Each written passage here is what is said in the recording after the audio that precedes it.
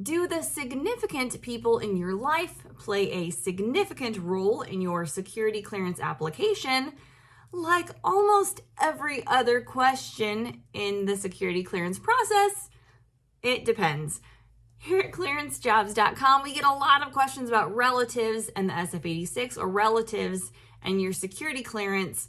A few of the common ones are, hey, if I have another relative who's already cleared, is that going to make my security clearance process easier? No. Another question, hey, is my brother with a criminal background going to negatively affect my security clearance? Probably not. And then the other one, hey, can my spouse tank my chances of obtaining a security clearance? That one, a definite maybe. So it's worth noting that if you apply for a top secret security clearance, they will do a national agency check on your spouse or significant other, specifically a spouse or cohabitant. They're going to ask for that spouse information on the SF-86 so they can run that national agency check. Does that mean your spouse has to have a spotless background?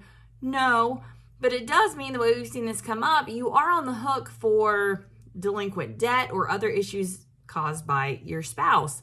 I've seen security clearance denials and revocations where a security clearance holder or applicant tries to pawn off that delinquent debt onto the spouse. And the issue is, hey, if you're married, you're on the hook for that debt as well. And so in the way that it makes you certainly a risk for blackmail, it would apply whether it's your spouse's debt or whether it's your debt. So it's worth knowing the full financial background of a spouse cohabitant before you get married, after you enter into a relationship. If you're applying for a security clearance, it's why if your marital status changes while you have a security clearance, that's one of the things that you have to report back to the government. So they are going to, again, if it's a new spouse for you, they are going to run that national agency check and look into if there are issues in that spouse's background that could, again, become a security issue for you.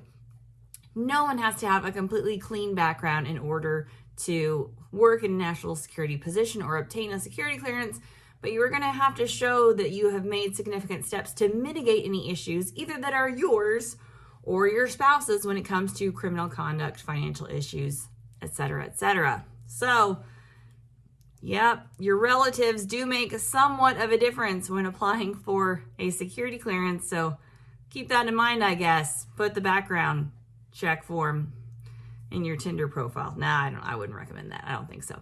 For more on that, visit us over at clearancejobs.com.